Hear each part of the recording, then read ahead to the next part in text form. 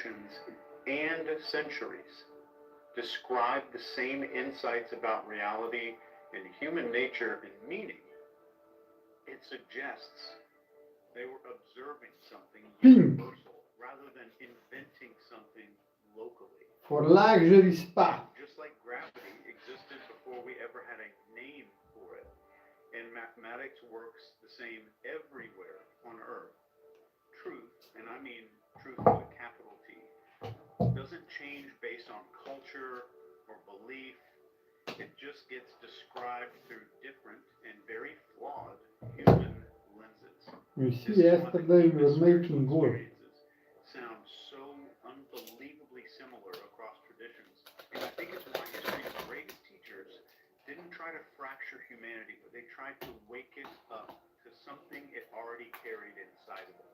Across every culture, every timeline, every belief system humans have ever built. When I first saw the pattern forming, it didn't feel like research in any way. It felt like finding a message that humanity buried, like fragments of a treasure map that we, as a species, were unconsciously developing for some future generation to find. And I think there are a few things that nobody wants to be said out loud. First, if truth is real, if it's fundamental, it should show up everywhere, in every era, every tribe, every myth, every scripture, and I think that it actually does. But somehow, I think we miss something. We get lost in the arguments about who's right. I'm multitasking. Differences, the translations, the rituals, the politics, and the fear. We started defending our favorite book instead of noticing what all the books were trying to say.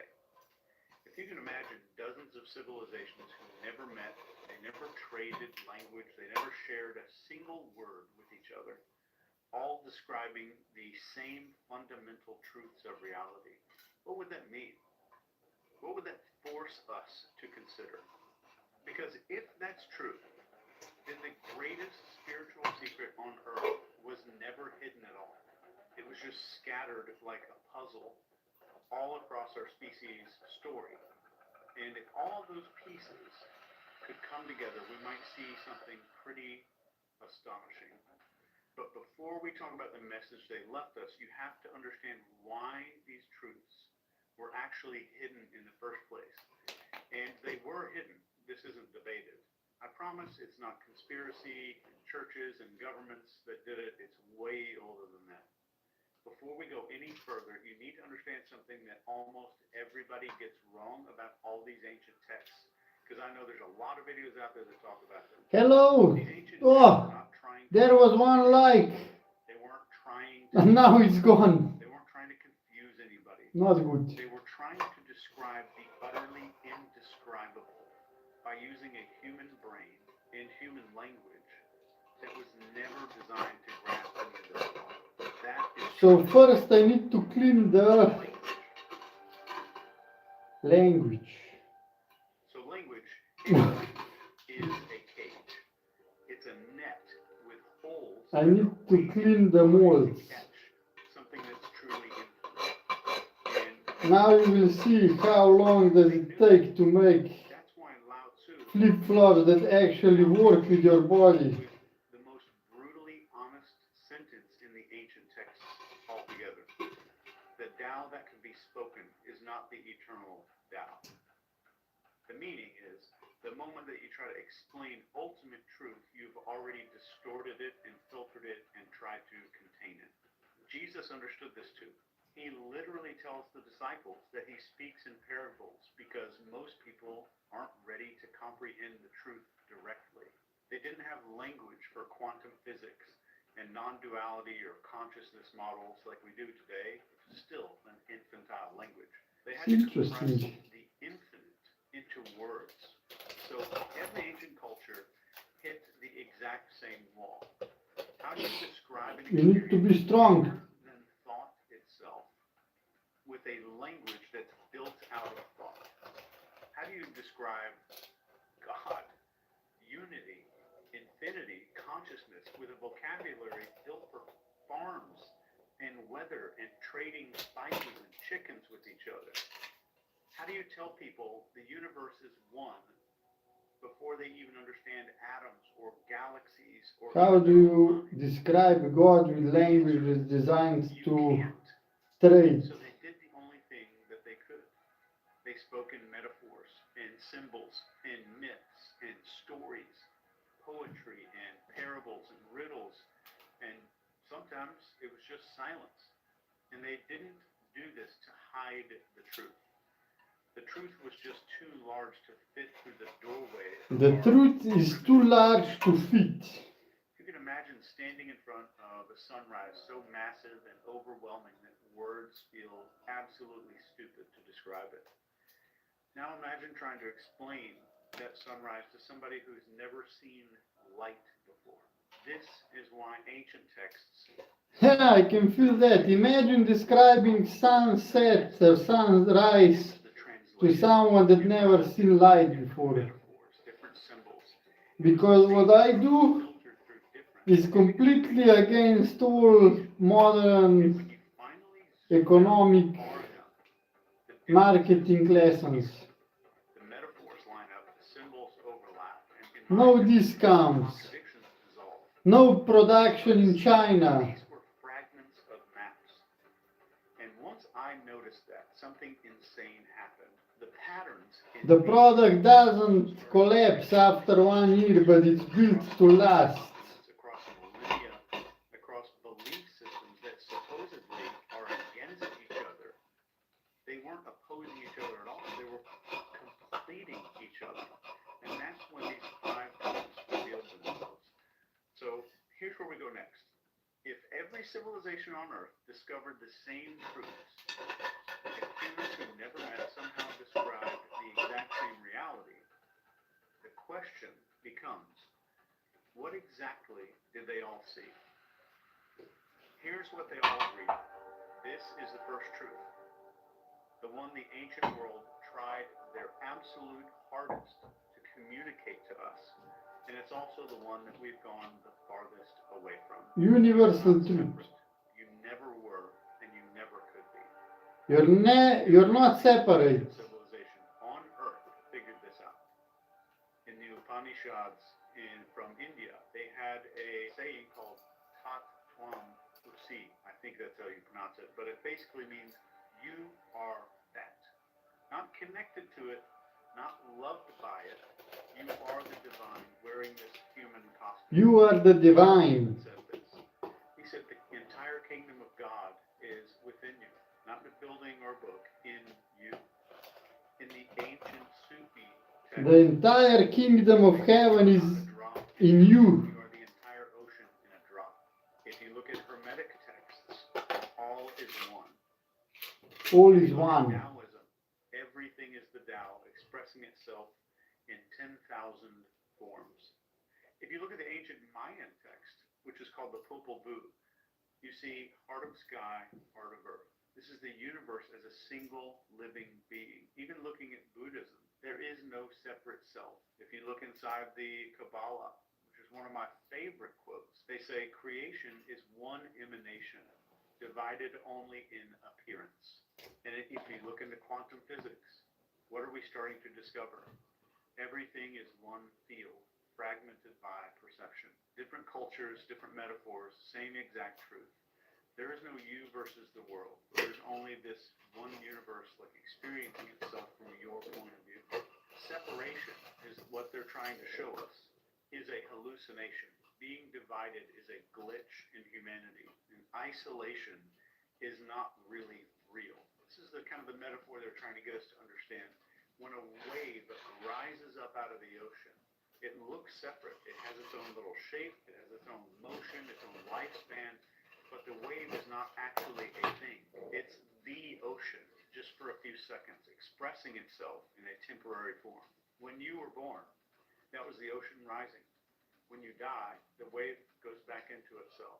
You never stopped being the ocean, you just forgot for a minute. And when every You're a wave. says things like one spirit, one God, Father, as above, so below. You are that. The kingdom is within. All is mind. Everything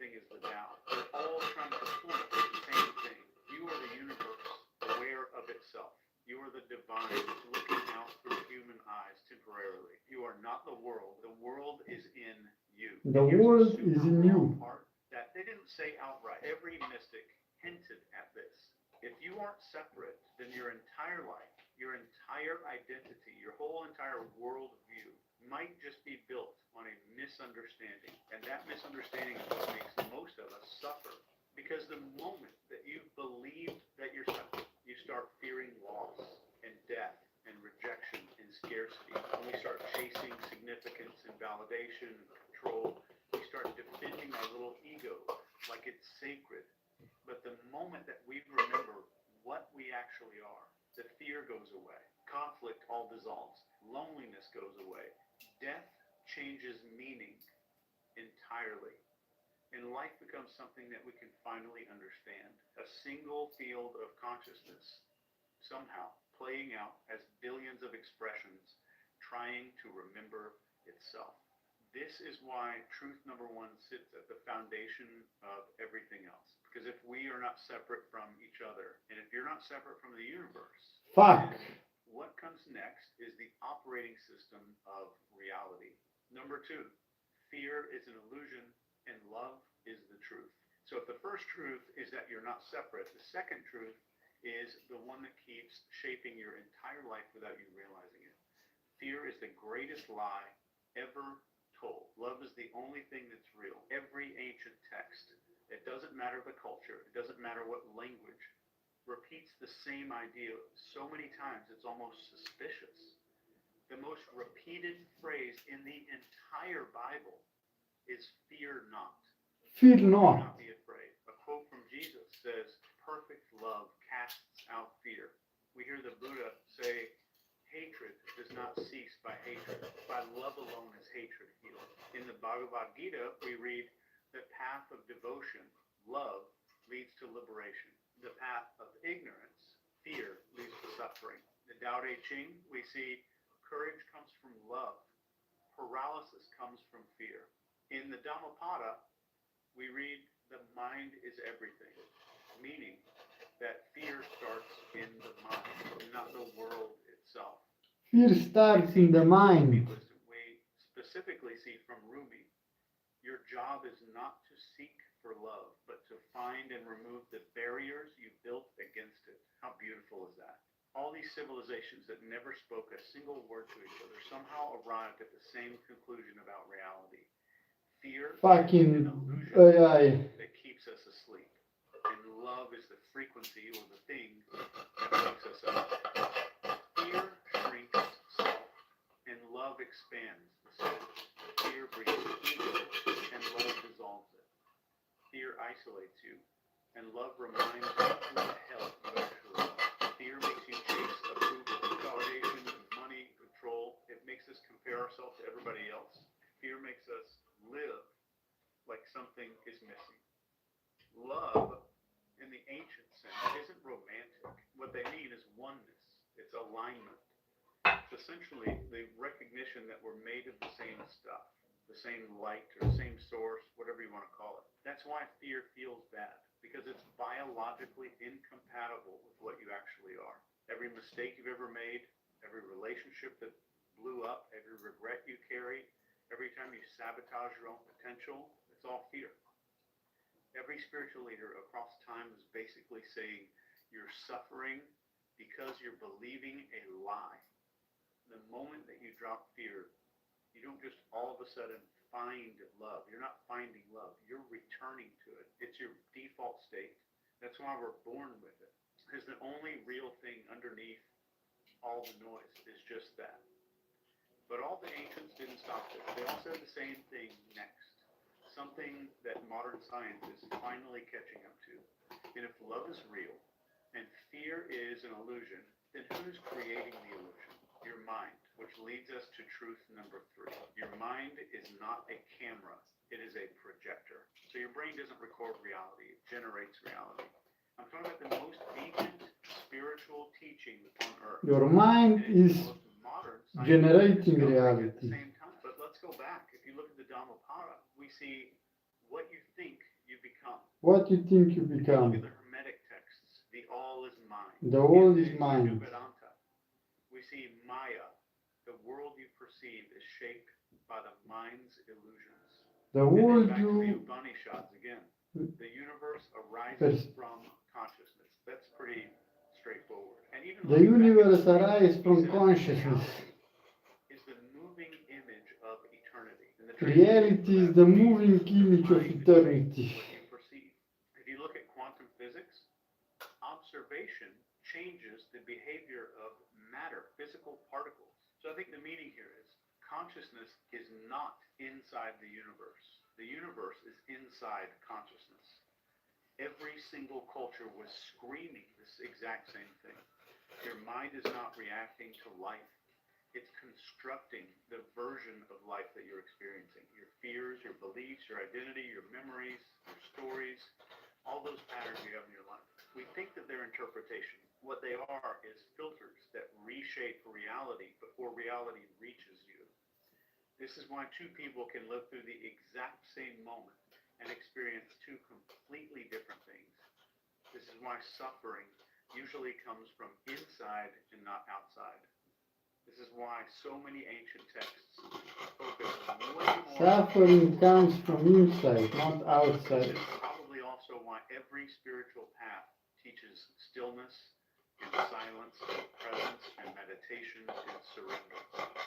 And I think this is because the moment that we stop letting fear hijack the objective, we start seeing reality pretty clearly for the first time. If your mind shapes reality, then every limitation you hold is one that you unconsciously built. And every breakthrough. If your mind shapes reality, every limitation is created by you. 2 and 3 combine into a single explosive idea. If you're not separate, fear isn't real. If your mind is essentially shaping everything, then the only thing standing between you and freedom is the part of you that believes otherwise. And this brings us to the most dangerous truth of all. The enemy is not the world. The enemy is the ego. The enemy is the ego. So if those first 3 truths show you what you are, the 4th truth shows you what's been blocking you from the beginning.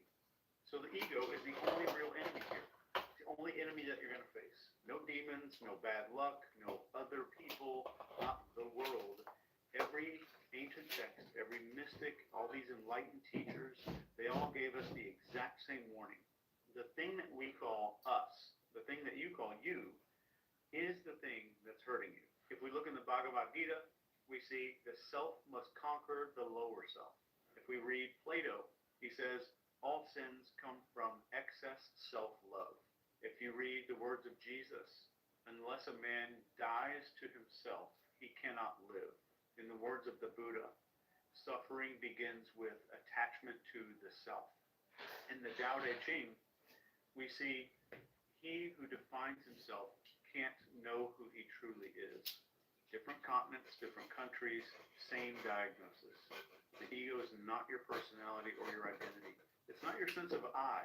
Let me give you a definition of ego that's going to change your life if you adopt it. The ego is the story that you built to survive your fears.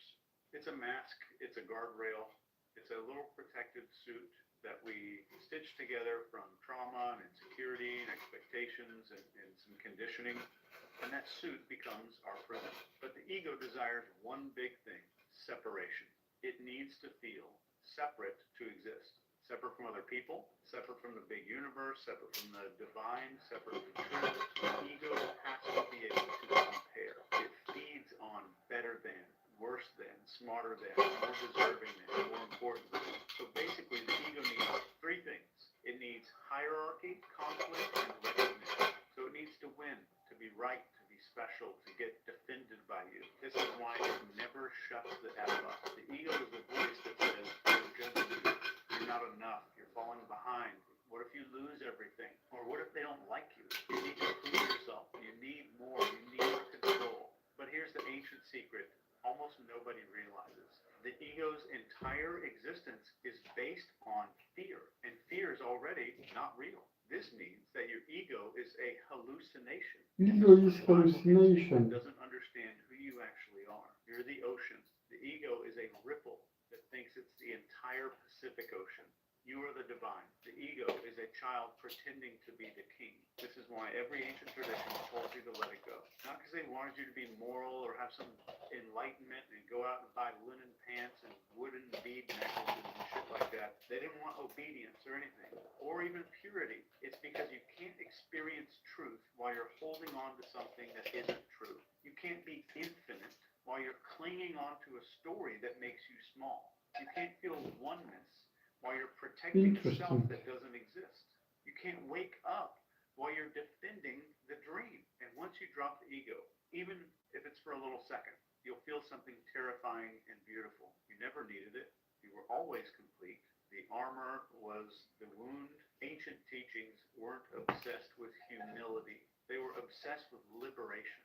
And once the ego falls apart, the final truth appears immediately. And this is the final truth that ties the entire universe together. This is truth number 5. Everything is connected. Everything is connected. From ancient temples to modern physics laboratories. Everything's connected. Everything is one system. Everything influences everything. That's how everything it gets. In the Hermetic texts, we see this principle of as above, so below. In the Kabbalah, we see all creation emerges from a single tree of life. In quantum physics, no particle is truly separate. Every particle has some entanglement. In Taoism, we see this idea of opposites are not enemies, they're complementary. Through these chase hooks that I'm listening to. This is where we see the universe is one living organism. In Buddhism, we have the concept of what's called interbeing. Nothing exists independently. And in Sufi mysticism, the soul is a thread in the same cosmic fabric. Even if you look at the Egyptian pyramid texts, we see the soul returns to the stars from which it came.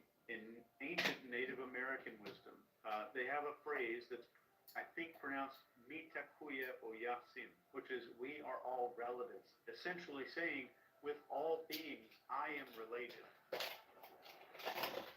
Nothing stands alone. So every action ripples, every emotion radiates, every intention vibrates through the whole. You are not some separate node in the universe. You're a neuron in a cosmic brain firing inside of infinity.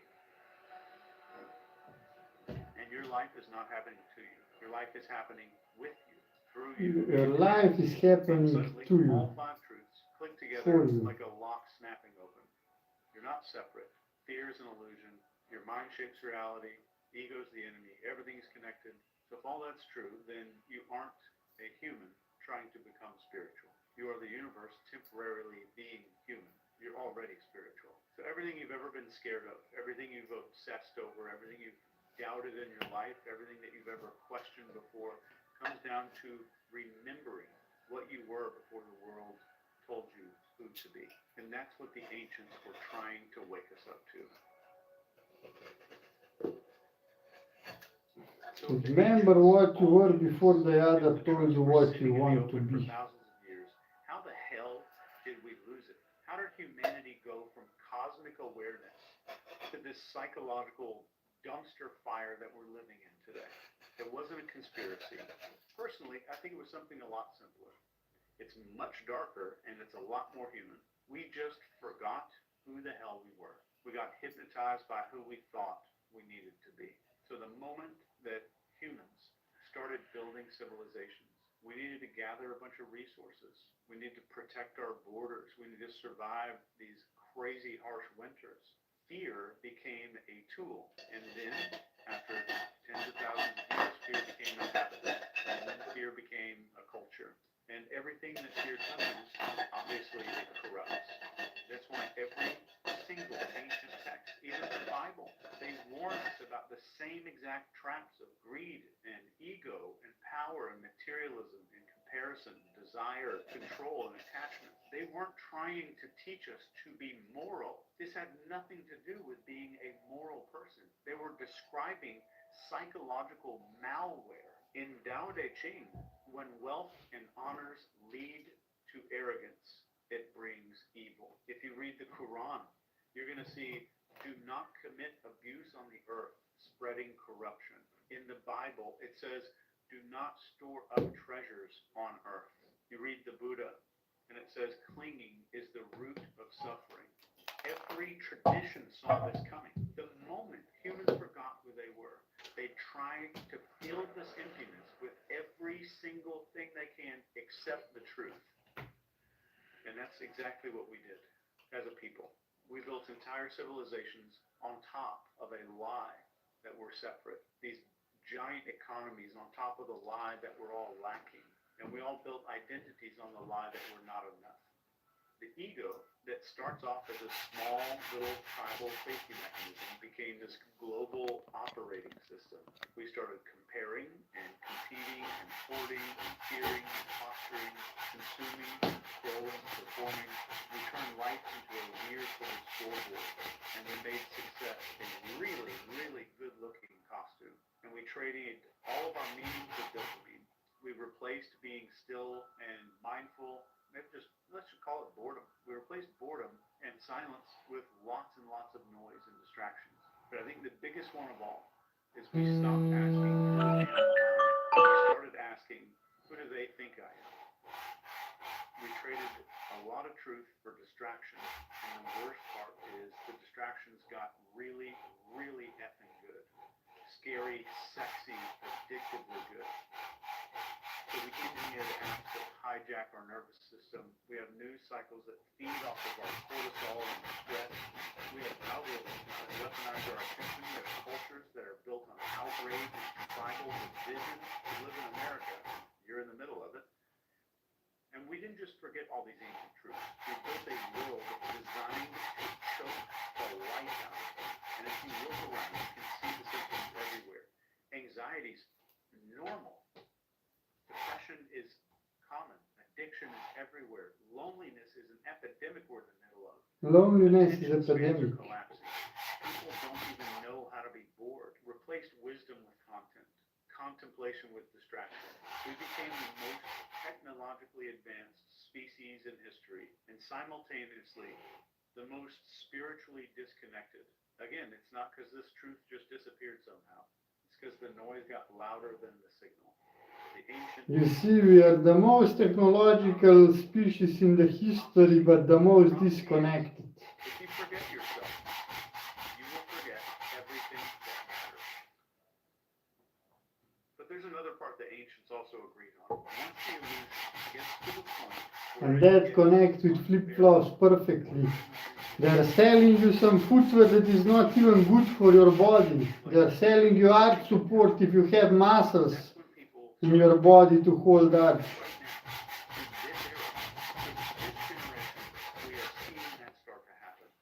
The illusions are cracking. The distractions aren't working as well as they used to. My friend Sean Ryan did an entire series about this called PSYOP. People are starving for something real, and they don't know why. And this brings us to this final section. What did the ancients say about this awakening? Is it really an awakening? What is it going to be following? So forgetting makes us suffer.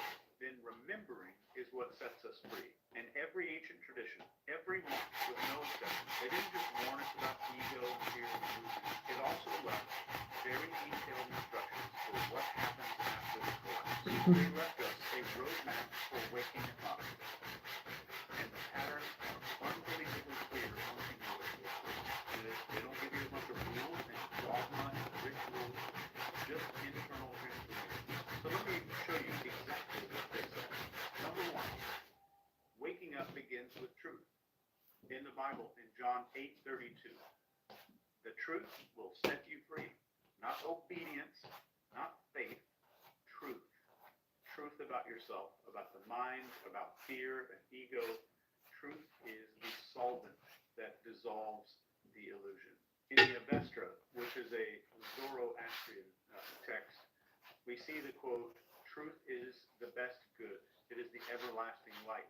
From the Buddha, we see the quote, there are three things that cannot remain hidden, the sun, the moon, and the truth.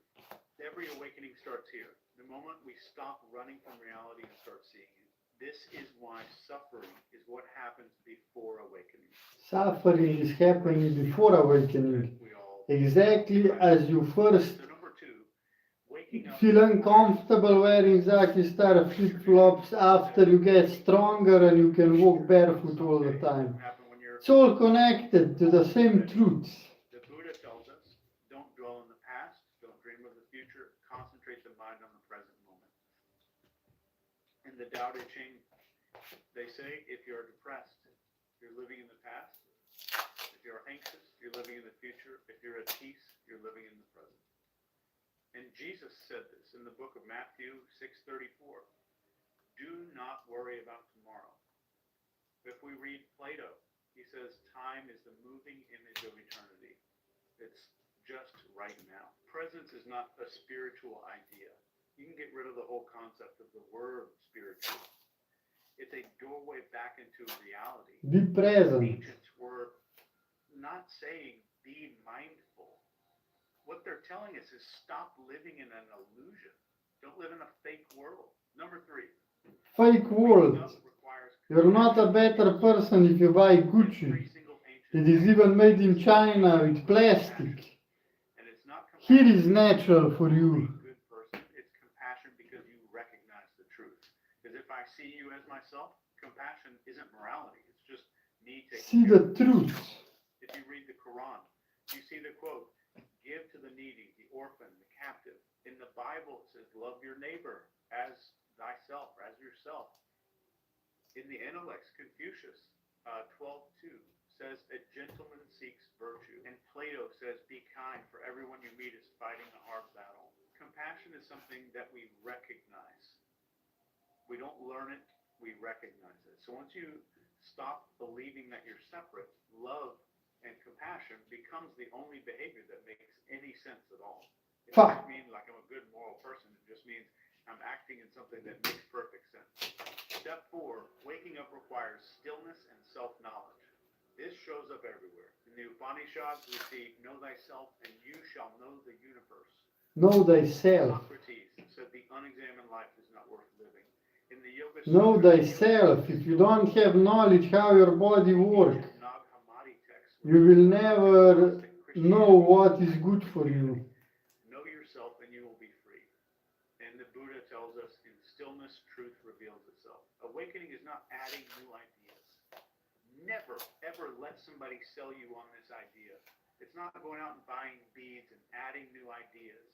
This is removing noise. Awakening is about stripping stuff away, removing illusions and stories and ego and fear, until what's left is the thing that was always there. It's you without a distortion.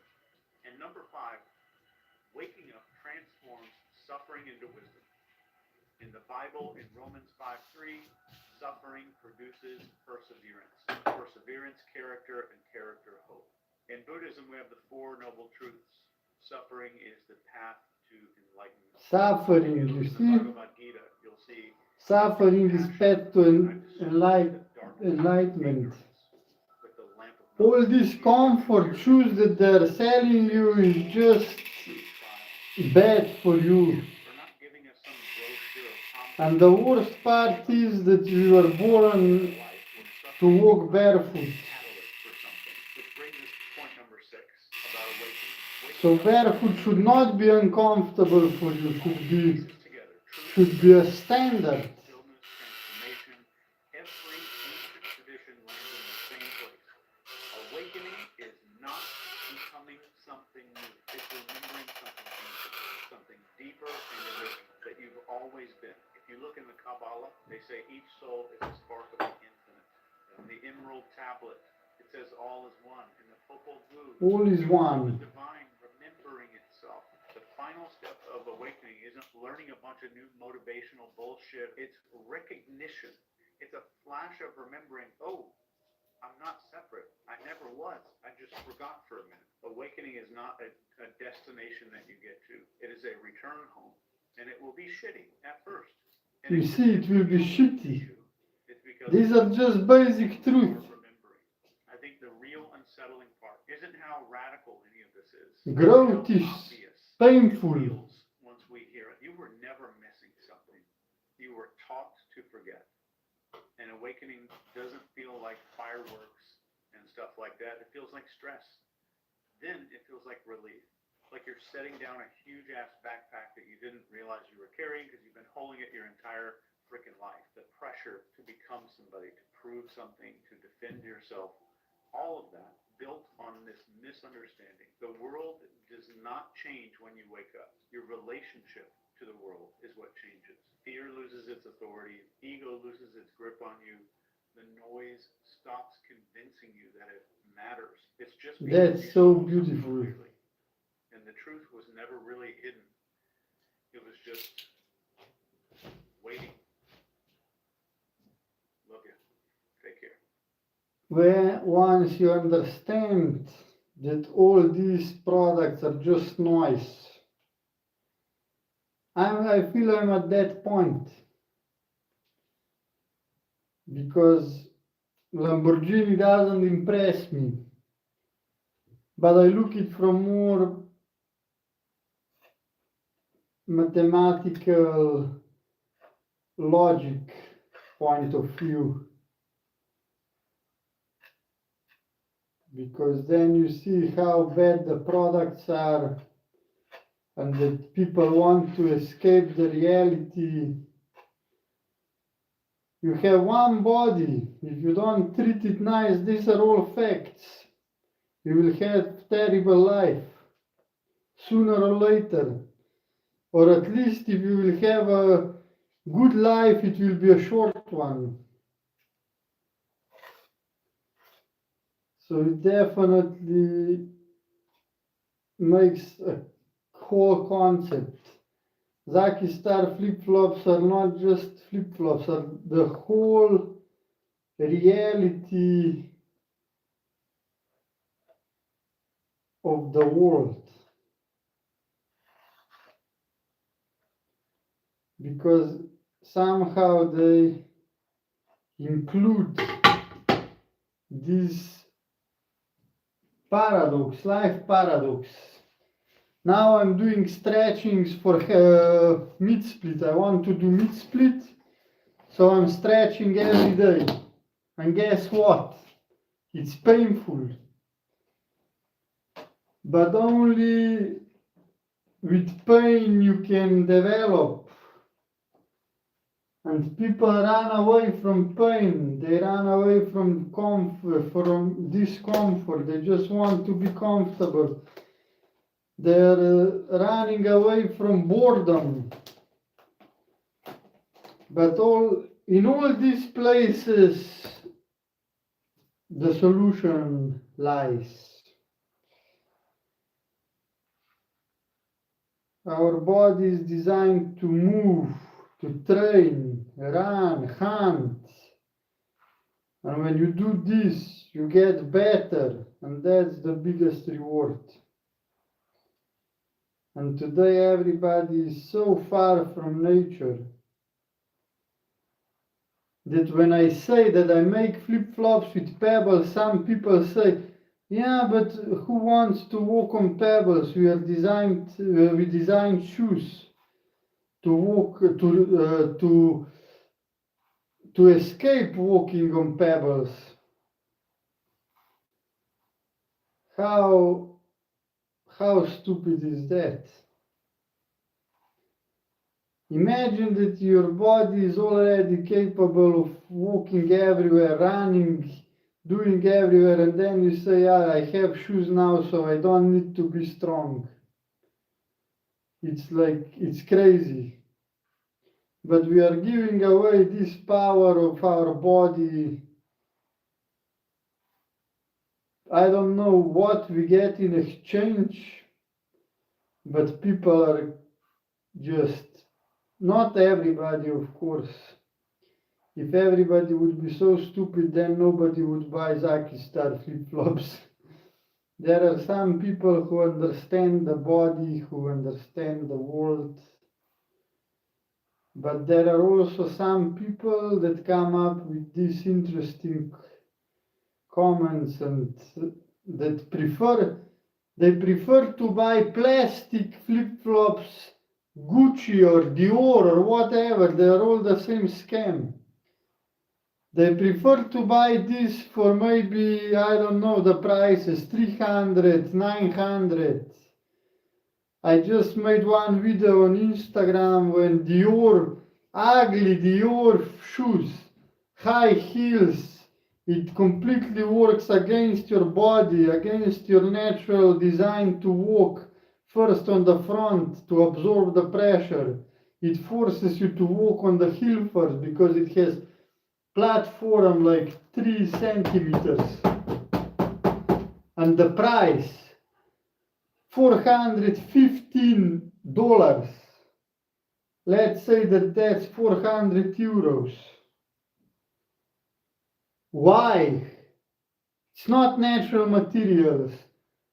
Zero health benefits.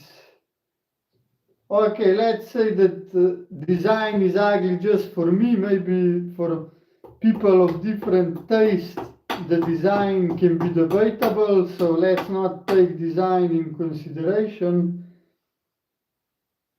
But why would you spend 400 euros if you can go to China, website Alibaba, and you can order the same model that is basically made in that factory. They're just putting different logo on because Dior made this prior to you. And then people will debate me that my product can't compete on price with them because I don't have a brand. So now explain me that. So people care more about a single logo signature. I don't know what is the benefit of that logo. Sorry for not understanding these human weaknesses, but that's the reality of our world. People are sheeps. And I created Zaki Star flip-flops in first line for myself. And the funniest part is that I didn't even know that the footwear is so bad until I start researching. And now I watched this video about ancient truths that every civilization found. And it's so connected. This is like a spiritual product. Just reconnecting you. Maybe for first 3 days you will feel sore because your muscles will need to work again. Maybe you will have soft feet because you never walked, you never get stimulated. But then your feet get better and then you can walk everywhere. I made 50 kilometers in Zaki Star flip-flops in 11 or 10 hours. I think I was walking for 10 hours and I was resting for about 1 hour. So you can basically really have perfect body. Now the only question is, do you know how to use it? And how you take care of it. Because if you look, a lot of people when they get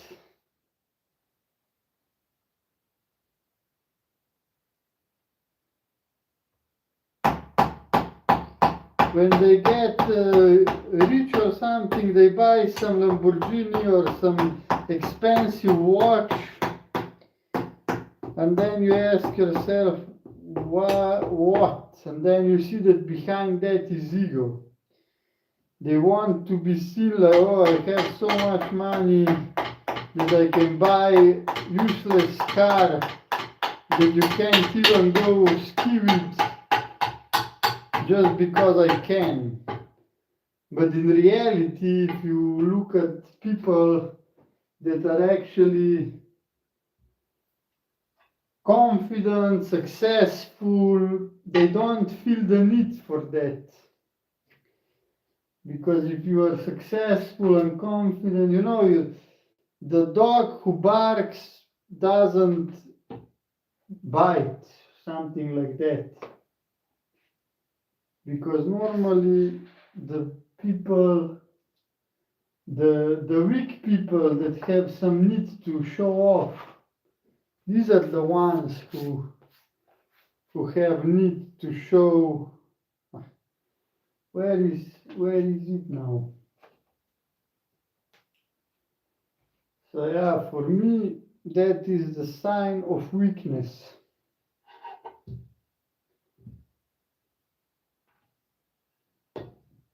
Also, when you see, I'm looking some documentaries about diamonds, about why orange juice became so popular. It's all just marketing.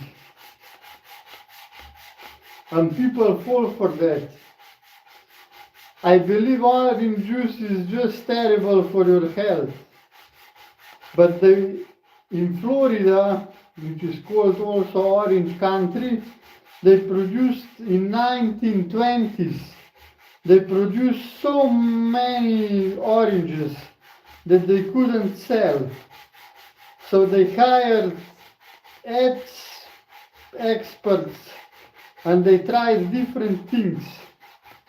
First they tried, make a juice out of oranges. And of course nobody wanted to make juice out of oranges because it's hard, exhausting physically, it takes time, it's just better to drink water.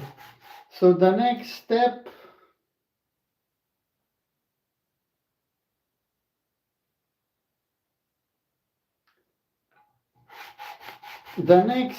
was that they created powder that you put into a water and you have orange juice. But that also didn't sell well. It solved some problems but still didn't sell well. And then they hired doctors and they started selling to mothers, like, make your kids healthy, get vitamin C. And then they hired doctors to promote this bullshit story.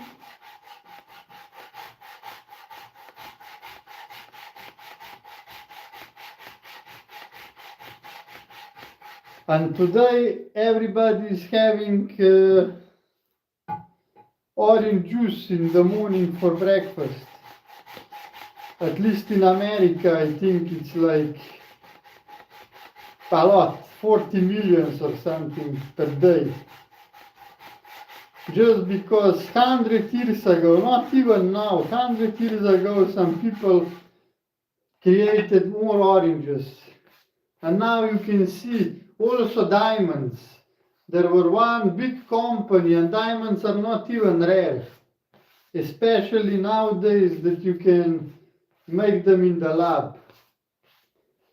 But this company, they were like the only company with diamonds.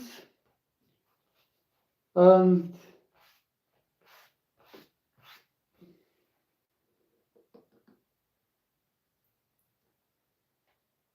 they wanted to sell them, of course. So they created again completely fake story that you need to spend 2 salaries on a diamond ring and the diamonds are forever and that shows love. Love had zero connection to any diamonds or even any gifts. If we are honest, I don't see even why you would need to have gifts if you are in love. I think the biggest gift is time. Time is the only thing you can't get back. And if you give someone your time, That's the biggest gift you can give. And they just make this advertisement that you need to spend so much money on diamonds, and people started buying diamonds for 3 times salary even though they're useless. What you have here, some piece of stone. Crazy. But people buy that. People also buy Birkenstock with art support, even though our art support is the worst shit that you can buy. You have muscles in your feet with a reason. You know, it's just like it's offense for your beautiful body that's created so magnificently, and then you buy this terrible footwear. It's kind of sad. Like, people have zero respect for their body. But it makes sense. If you are fat, ugly, you probably can't have any respect for your body because you don't get much out of your body. But I train a lot. I can do handstands, planche, I can swim, play basketball, play tennis. Now I will do splits. It's just incredible. I'm almost never sick. Even when I'm sick, it's very short because I trust my immune system. I don't, almost never I use like medicines to heal, because medicines can only help you. They can't heal instead of you. Your body needs to heal.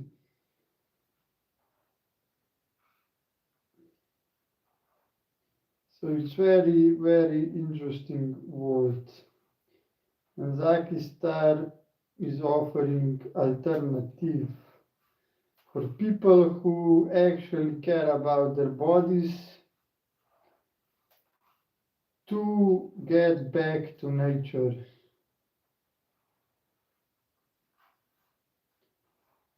To have healthy footwear.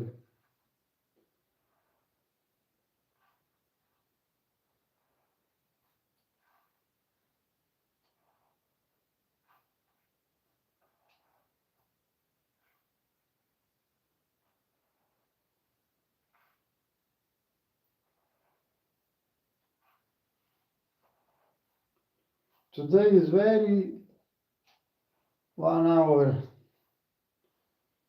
Very bad stream, very little likes. But I don't need to validation. That's the best. You see, when you realize that you don't need validation, it's so easy. Life is so easy then. You don't need to buy Lamborghinis, Ferraris, Rolex, all these bullshit scam companies. You can just be with yourself, happy. Fuck, bad move. I will watch another video because I see that not a lot of people is watching. But this guy had some good points. Interesting guy. I need to hear more about.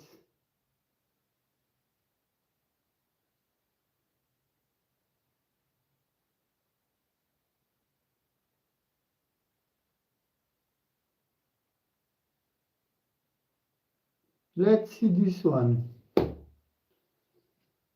guest is an expert in psyops, mind control, and government brainwashing. One of the most most powerful techniques that people don't really understand. If you want someone to think an idea is their own, you have to make them feel clever for coming up with that idea. In our last episode, we explored his process for reading and manipulating human behavior, techniques he's taught to the CIA, the FBI, and the U.S. military. I've studied PSYOPs for a very, very long time. I train PSYOPs. The fastest way to engineer behavior in a country is to destabilize the nation. And the fastest way to destabilize a nation is make people stop trusting their neighbors. Now we'll dive deeper into the Make people stop trusting their neighbors, huh? psychological operations hidden within social media and break down the step-by-step process used to brainwash an entire population. We're in the business of engineering reality. The events are real. The story behind them are almost never real. You see something happen on the news, you see something happen in your life, and you just have one word. Just memorize this one word when you hear that stuff or see that stuff. Chase Hughes, welcome back to the Jack Neal Podcast. Thanks, dude. Glad to have you. Chase, on our last podcast, the viewers said that the moment you started speaking, they couldn't stop listening. How do you make someone focus completely on your words? There's a few different ways to do that. Let's talk about the mechanics of how that works first. So first, when you want someone to focus, if I want you to feel anything, then all I get you to do is pull files out of your mental file cabinet. And this is one of the most powerful techniques that people don't really understand. If I talk about something, you have to pull out your references and all of your files about that thing in your own file cabinet. You can't resist it. Like if I say pink elephant, I've just created an image in your head irresponsibly, which is how we usually use language. But if I talk about something vividly, then I'm getting you to pull out these files. And this is just one of the most critical lessons that I teach any of my one-on-one clients. So if I know that I can get files pulled out of your file cabinet, I also know that your file clerk, or whatever we call it, this memory retrieval system, I just call it file clerk, he's going down there and he's going to pull out this file, this file, this file. Everything that he pulls out, he's going to leave it out on the desk. And because he's leaving it out on the desk, that makes the memory way more accessible later on. And this is called priming.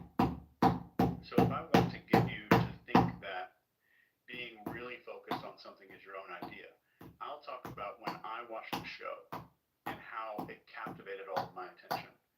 And I might shift the words from me saying I to using the word you. And it'll sound something like this. So name like a really good movie. Anything. Die Hard. Okay. So Die Hard is one of those movies that people don't think is a Christmas movie, but kind of is a Christmas movie. I remember the first time watching Die Hard. It's one of those times where you're sitting there and now I've just shifted to you and people don't notice. Like you didn't notice that I shifted from I to you, right? So it's one of those moments where you're just sitting there, you're watching a movie, and all of a sudden this one thing gets super interesting and all your focus gets sucked up into this one thing. It's like the volume on everything else around you gets completely turned down and you just completely zone in on something. So in order for you to understand what I just said, you had to pull out references from your own memory. So I'm getting you to pull those files out one by one as I'm describing each little piece of this process. The second thing I did that you may not have noticed is when I said you get completely focused on just one thing. I'm pointing at myself right now, very covertly. I'm not like doing this, right? But I'm saying you just get completely focused on just one thing. And it's like the volume on everything else gets completely turned down as I'm pointing away from your line of sight to me. So I'm doing a lot of things at once. So what we did here is pull out all those files, made it more readily available, and then made you think that it's your own idea to feel how you feel because that all came from your own head. Does that make sense so far? Yeah. And then I'd use what's called gestural referencing when I'm saying something and then pointing in a certain direction. So like if I want to demonize another group of people, I might point, I'm not going to point at you, right? I won't want to point at me, I want to point like away from us. So let's say the goal is to make you super focused. And I know that you are a podcaster, right? So I might say, I've been on a lot of podcasts, and it's amazing how so many times I'll be on a podcast, and there's this one podcaster who's like, he's talking to you, but he can't pay attention. It's like they're not really connected. They're not tuned in to the conversation. conversation.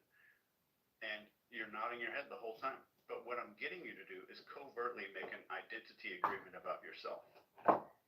I'm covertly getting you to agree that you are not that type of person. So if we started out our conversation that way, and I talked about watching Die Hard, how it is to get focused on something, and then I demonize this other group of people that's not us, saying that they can't focus, they can't tune in, they can't really connect with another person. During that time, your brain is making these agreements, and the moment I get you to make an identity agreement that's different than an idea, so I can say, yeah, it's really important to focus on a podcast. You'd be like, oh, yeah, that just sounds like bullshit, because I'm getting you, that's an idea. An identity is me getting you to say, I'm not that person, or I am this person, depending on how I'm wording myself. Does that make sense so far? Then we add in a third layer, and this one will be like using what's called an embedded command, which are not really effective for achieving big things, but making small shifts in a person's thoughts, you can use these for sure. And this is where you hide a sentence inside of a sentence. And the sentence should be able to stand on its own, and it should sound like its own sentence. So essentially, the 4 rules of delivering some kind of embedded language in your language is, number 1, whatever you say to that person has to be standalone as a sentence. Number 2, you drop your tone. And dropping the tone means I'm going to talk to you in a way that I'm telling you to do something, but it's hidden within a sentence. And number 3, I want to return to our topic of discussion as fast as possible so your brain is not picking up on what's happening, and I'm returning you back to familiar territory very quickly. Does that make sense? You want an example? Sure. All right. So let's say I just talked about these other podcasters. And I would say, I think it's really rare when someone could just stop and completely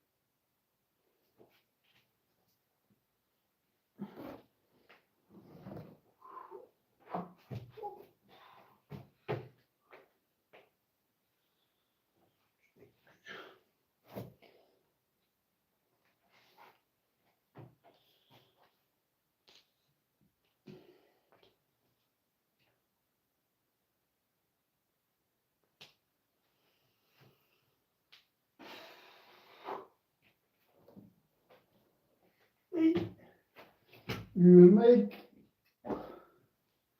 41 size.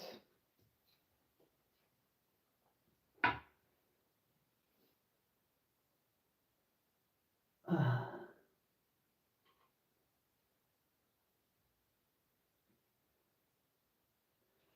41 size.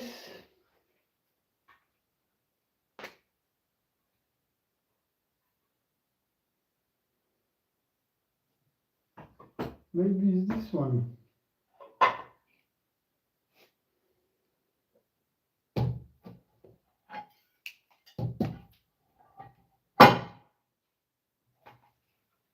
Exactly, you see, it was already prepared.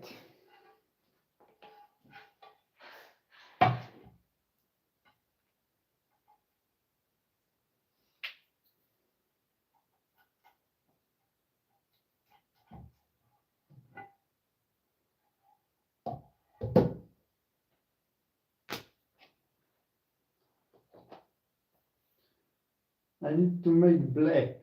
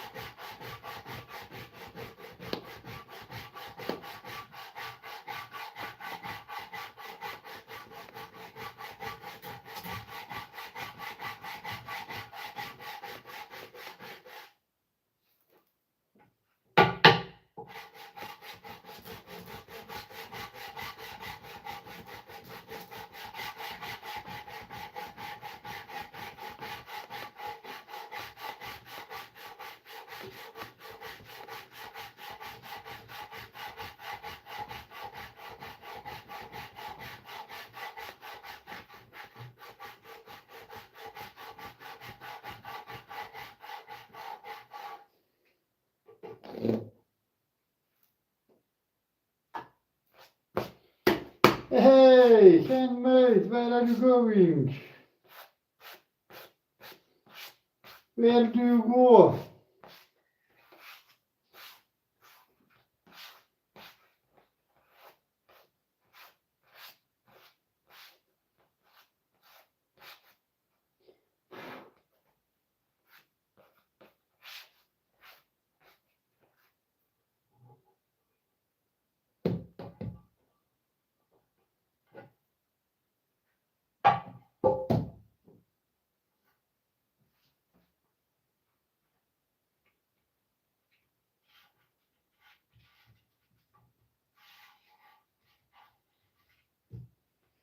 I'm back to the radio. Focus with me the way I see it when I'm on a podcast.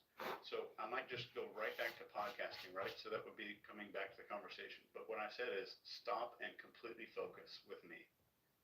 All is one sentence. So if you took the audio clip of what I just said out, that's its own sentence. And I paused before and I paused after to help your unconscious part of your brain pick up on that more. Like it pays more attention to it, even though it sounds like a run-on sentence. So when I'm saying the words with me, the conscious part of your brain thinks that it's hearing me starting a new sentence. Does that make sense? Mm-hmm. So I might say, let's say the word like get completely fascinated, right? And I want to say that to another person. I might say, it's one of those moments, just like when we're watching Die Hard, one of those moments where you can just stop and feel completely fascinated with me, the way I see it. And then I'll go right back into our conversation. But I said, feel completely fascinated with me. I didn't say with me, right? So if you cut the audio out of what I said, you would think that I was telling someone to do something. So now that the audience is fully tuned in, relaxed, open, how do you feed in a thought to believe it was always their idea? And how do you change the way someone thinks permanently? So there's a recipe, and I can't teach you the whole recipe because it's something that we teach to a lot of attorneys. But I'm going to give you exactly what you need to kind of reverse engineer this on your own. The number one thing when I teach people influencer persuasion is if you want someone to think an idea is their own, you have to make them feel clever for coming up with that idea. Clever. Not smart, not that they agreed with you. They feel clever on their own. And I don't think we've ever covered this before, but if you watch the news, you'll see the news come up and they'll say, local woman is reported missing. She's been missing now for 24 hours. Witnesses say that before she was missing, they saw her arguing with her boyfriend. Details at 11. But what did your brain do? Your brain was like, oh, I know who did it. I know exactly who did it. So your brain makes this conclusion because they put two pieces of evidence in front of you. So when you think, I bet the boyfriend did it, you're not saying I agree with the news. You're not saying I agree with the facts that were presented to me. You're saying I'm coming up with my own idea. So the goal is, if I get two pieces of data and just put them in front of you and get them close enough together, I'm going to let you reach out and click these pieces of data together. And I'm not giving you the answer. I'm making you think that it was your own idea. So I'm just getting two ideas that come together and letting you put them together. So on a sales call, I'm not going to put the puzzle together for you, but I'm going to arrange all the pieces where all you have to do is go, oh yeah, and they're right beside each other, and you feel clever because you're like, oh, I know this goes right to this thing. So if you get someone to feel clever, just about every time, in every scenario, you're going to succeed in making that person think that it's their own idea. Get those ideas close enough together with some proximity that the person can clearly see they go together. And then I guess, the long-term reprogramming of beliefs. What does that look like? And how, on our last podcast, you mentioned how you could brainwash me to murder someone in about 40 minutes. Does it work the same with beliefs? Like, could you change any belief that I had? I don't think that rewiring beliefs is required to rewire behavior. So it's much easier to rewire identity than beliefs. Because if you have beliefs about something, I would have to argue against them, I have to present facts and have to present counter arguments and all these things. I can get you to make identity agreements very easily. Like, are you a good person? Are you mostly right about things? Do you have a good intuition? Everyone's going to say yes, or everyone's going to at least feel yes to those questions. And I lead that identity into something that I want you to do. It's 3 steps. It's perception, and then context, and then permission. So if I change the way that you see a situation, I'm just changing your perception, not your beliefs. So if I get you to see a situation a little bit differently, and all we're talking about here is I'm shifting your camera angle. So like I'm taking one of the cameras that we have in the room here, and I'm just moving it maybe like 10 inches, where there's a slight shift, and like, oh yeah, I can see the situation a little bit differently. And then context. If I change the context, I don't need to shift any of your beliefs. I automatically change your behavior. And that's what's happening with all of society right now is they're learning this method, and the context is shifting so fast that it's making people celebrate violence. Like people celebrating the death of Charlie Kirk, which is pure sociopath behavior. But it becomes okay given a certain context in these people's heads. And I'm not saying it's okay. I'm saying their context has shifted so much that if I demonize someone and make them like, this is baby Hitler, and you really genuinely believe that, you're going to be like, wow, that changed the future for everybody. But another example of this, in the 1950s, there's a comedy hypnosis show, like you've seen them before, like you go to a comedy club, there's a hypnotist there, he gets some volunteers up on stage, makes them do like stupid shit. Like one of the bits that this guy did, he had everybody up on stage and he said, all of you are working for the sheriff's department or police, and everybody out in the crowd right now is rowdy, they're at a house party, you're trying to bust this house party up, they're waking up the whole neighborhood, and nobody's listening to you. But the thing is, you can't get off the stage. So everybody up on the stage is kind of going up to the edge of the stage, yelling at everybody, pointing at them like, you better listen to my authority, I'm going to arrest you. So they're under hypnosis, like thinking that they're police, kind of playing along a little. And then he says, now the people in the audience, now they're pulling out these giant like alien ray guns or some kind of a gun.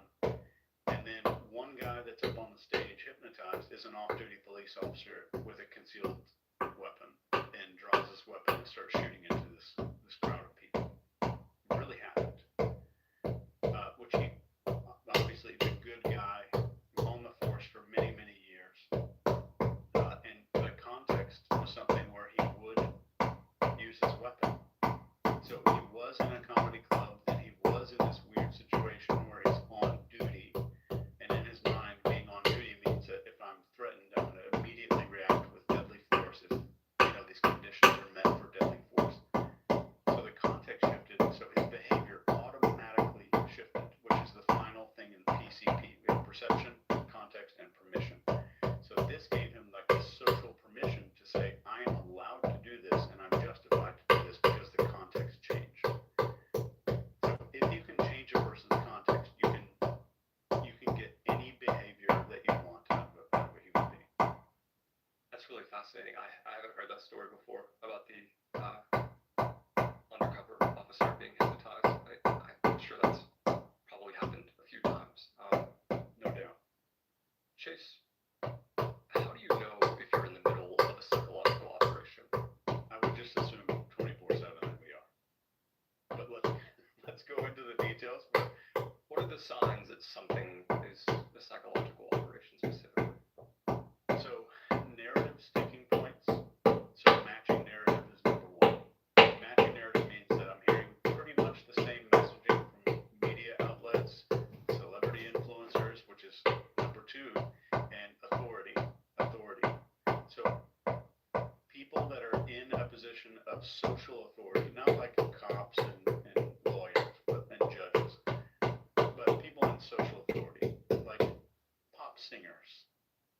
won't say any names, pop singers, the most popular pop singers, all saying the same shit on social media.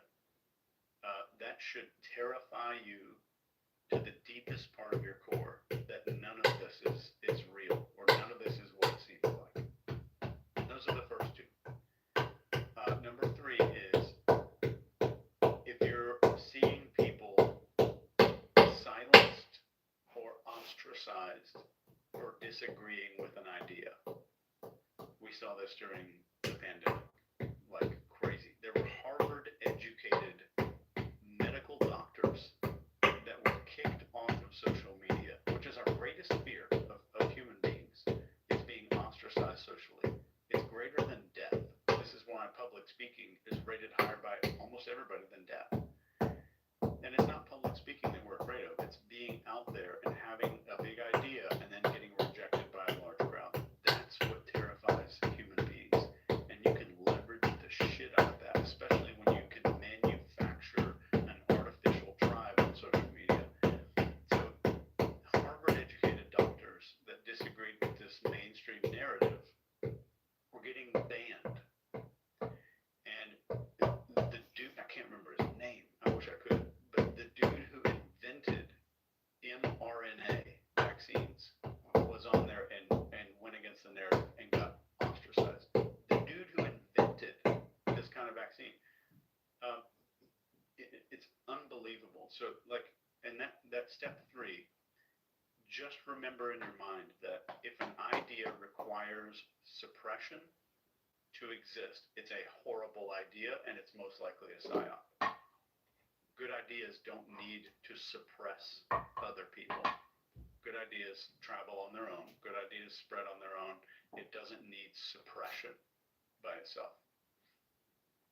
So those three are some of the big ones. And Is it fair to assume then that the people who are the most silenced have an idea that holds value, at least? yes, if I'm seeing a large group of people or companies, because it's not like you're not seeing like, it's not the news host that's silencing that person. It's the billionaire owner of that network. And that's a big deal. That needs to terrify you to your core. Because if I could go on a little rant here and just, let's talk about psyops and for real right now. When Charlie Kirk got killed, I put a video out there. I don't know if you saw it. I just kind of put my iPad up on a table and went on a rant. And I don't know how to record videos very well. I don't know how I have 1 million subscribers on YouTube, because the way that I record videos on YouTube, I just start a Zoom meeting and record it. That's how much I don't know how to record stuff.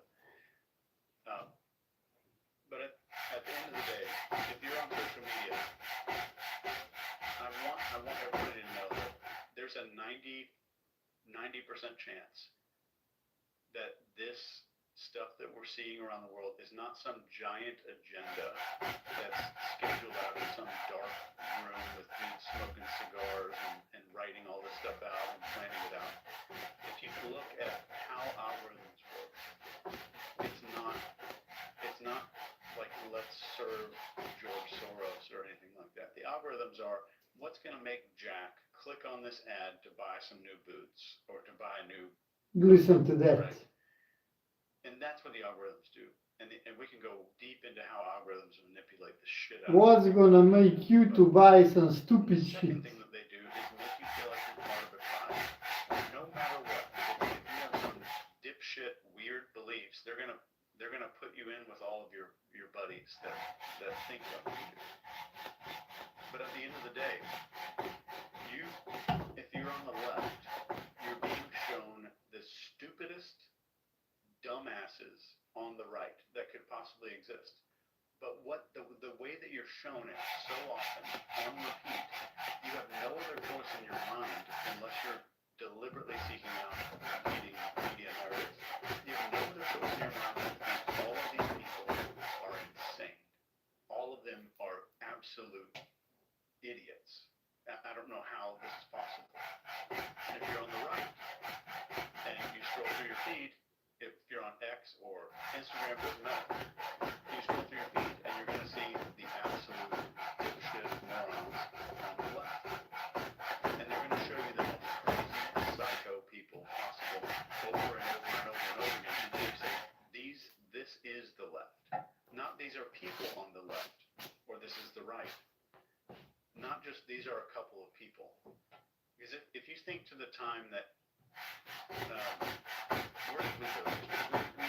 We didn't go into Walmart. But if you walk into a Walmart, you're going to see people that voted in a way that you didn't vote. And they're not breaking shit. They're not screaming. They're not psycho. And they probably want the same things that you do. You have more in common than you're going to go see somebody on the right if you're on the left, somebody on the left if you're on the right. They want to feed their kids. They want to pay lower taxes. They want to feel safe in their own home. They want to chill.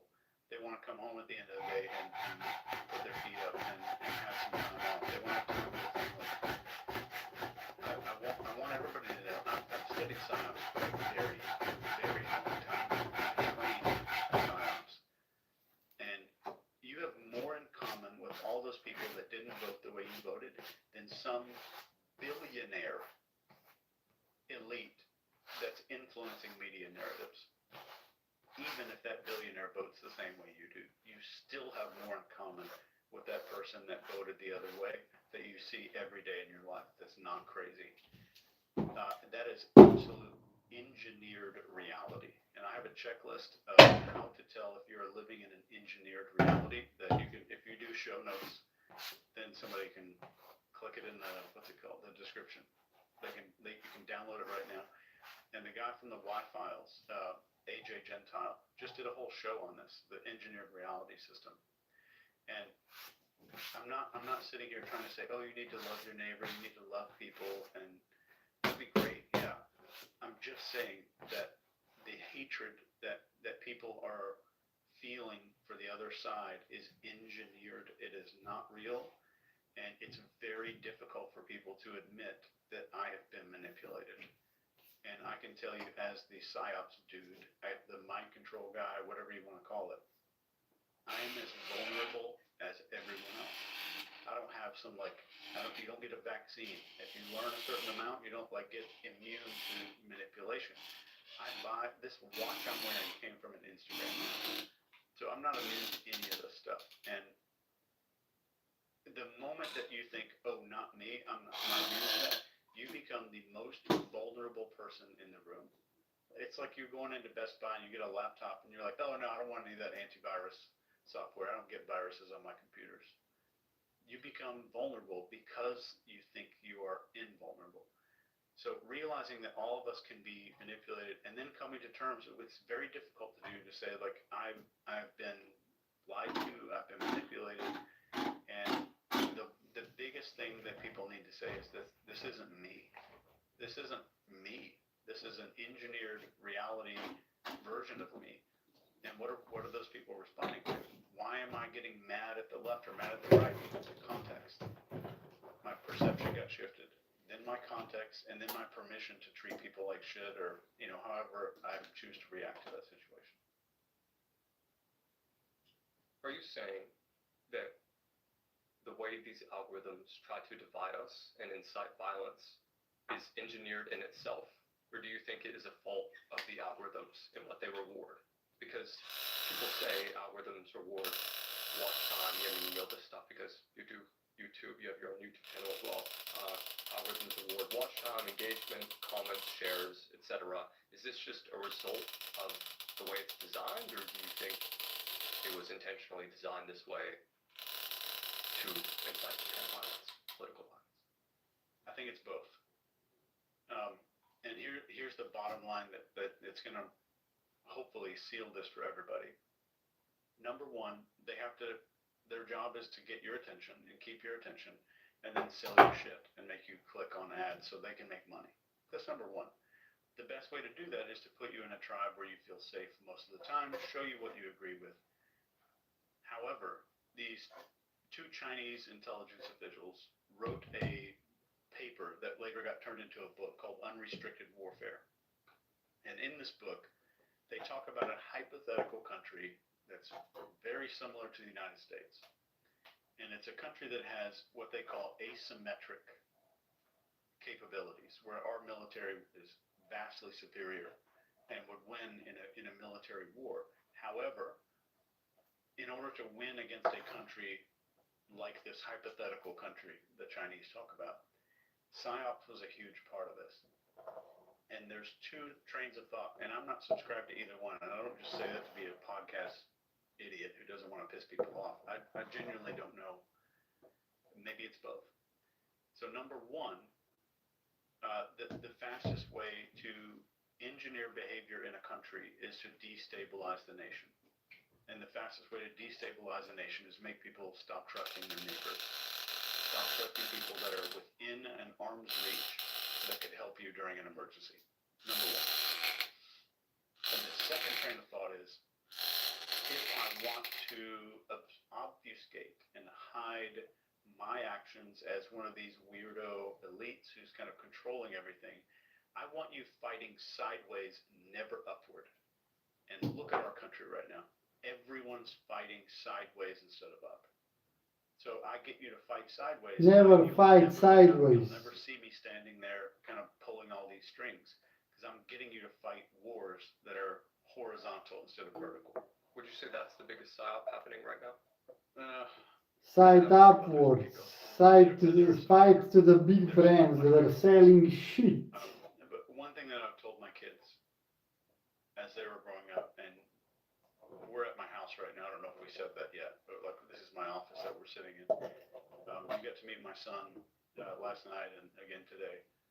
And when they were growing up, they would always ask about like, did they get hypnotized? Did somebody get controlled? They were 6, 7 years old asking these questions. The one thing I would always remind them are the events are real. The story behind them are almost never real.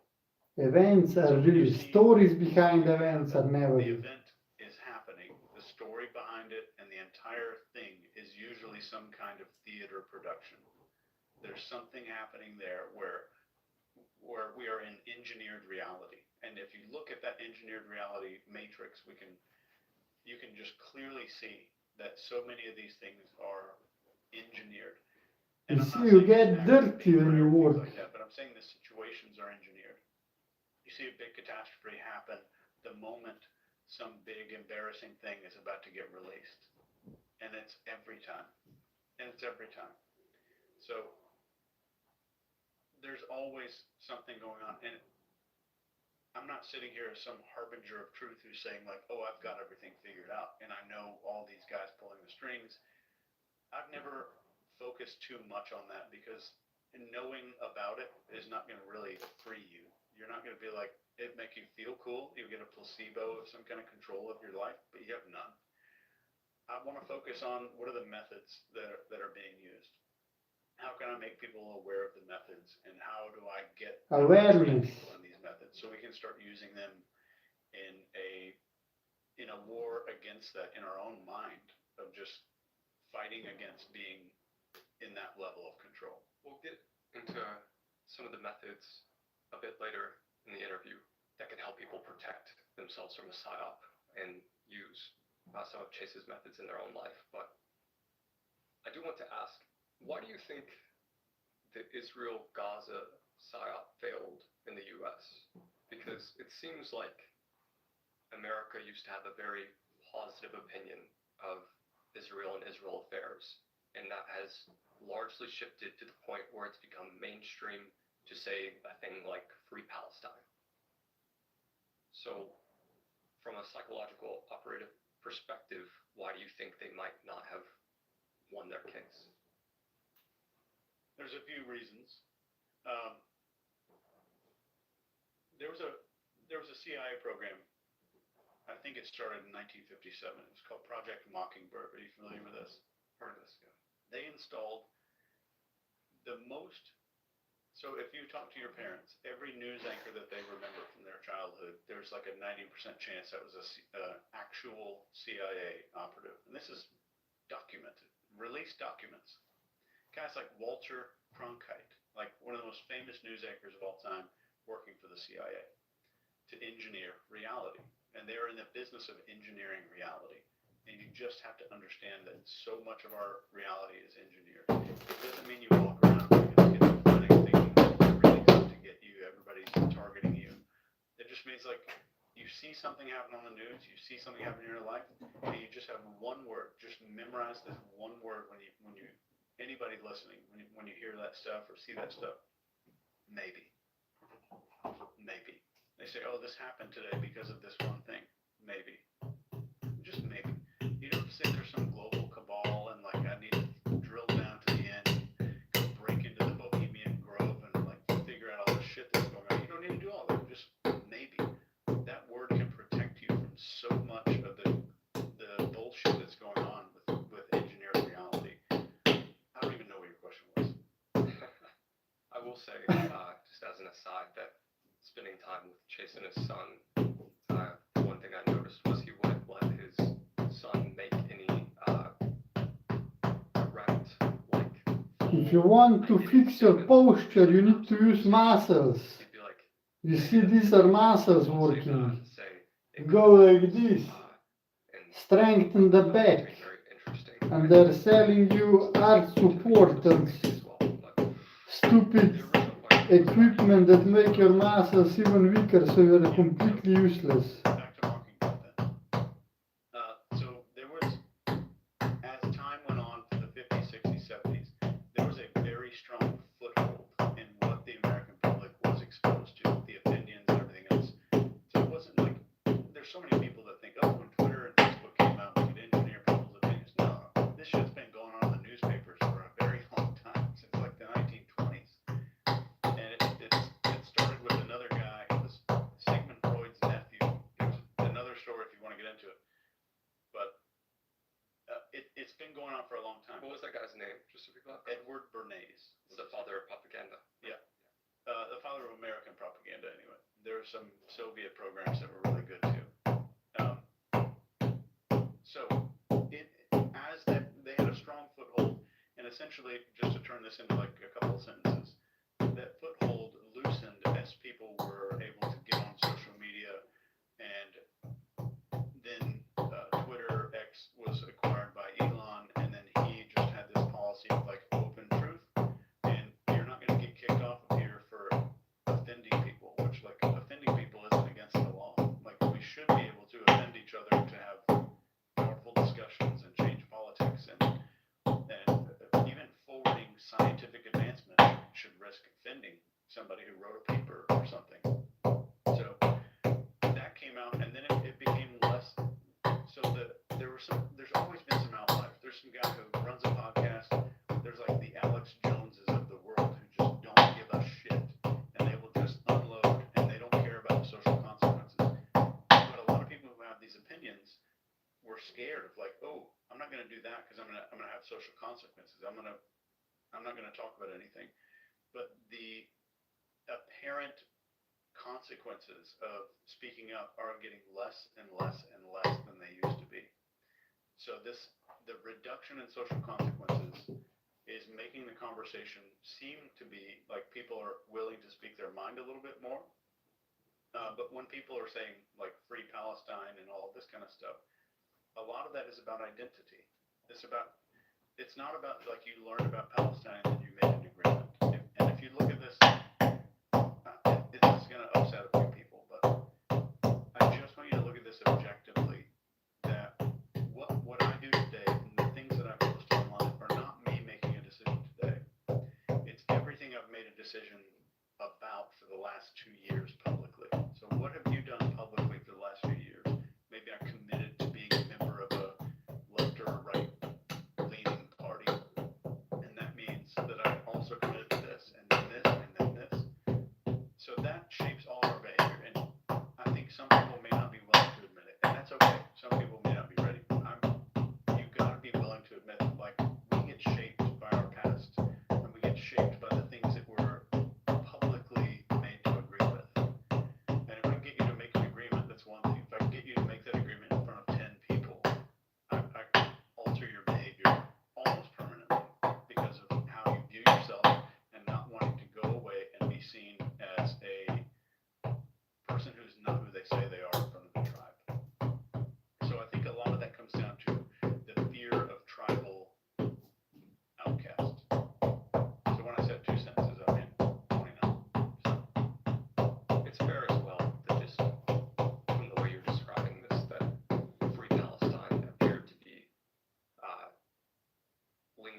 was fairly restricted or at least unfamiliar to people, and then in of itself, people made it a movement to be like the underdog.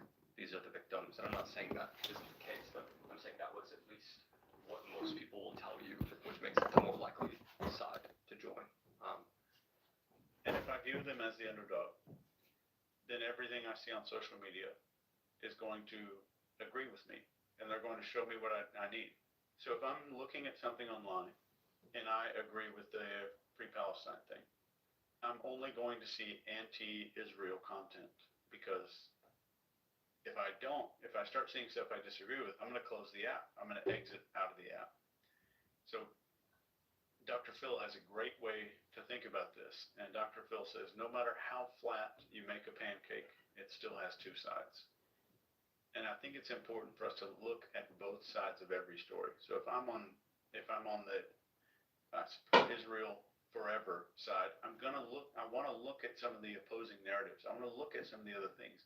If I'm on the free Palestine side, I'm going to look at some of the other things from the other side and what they think. And I want everybody to know, if you're listening, our brains have not physically changed in 200,000 years. No new wrinkles or anything. There's nothing really different about our brain. And we tend to think, we want to tell ourselves that our brain is a truth-seeking mechanism. It's wired to seek the truth. It is the opposite of that. Our brain's job is to keep us alive and search for things that we already think are true. So your brain is basically a defense attorney, and their job is to prove you right all the time. And